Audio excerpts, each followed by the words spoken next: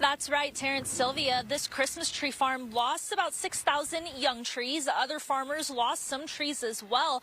And get this, nearly a quarter of the nation's Christmas trees come from right here in North Carolina. The state's agriculture department did tell me it'll be hard to gauge the economic impact from the loss because these trees do take quite a few years to grow.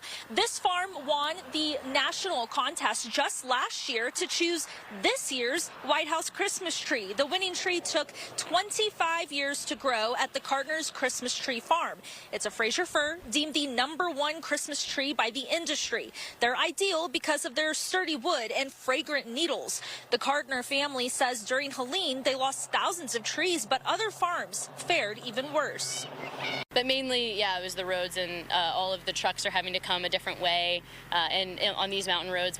Mainly just those for us, but other farms suffered much more and have lost thousands and thousands of trees, which affects their income and their viability as a company. Now, the Carter family, who grew that winning Fraser fir, named the tree Tremendous. It's headed to the White House tonight. It'll be in D.C. by the end of tonight. And we do know that next week is when Jill Biden, the First Lady, will inspect the tree itself before it goes inside the White House's Blue Room. In Newland, North Carolina, Chelsea Torres, Fox 32, Chicago.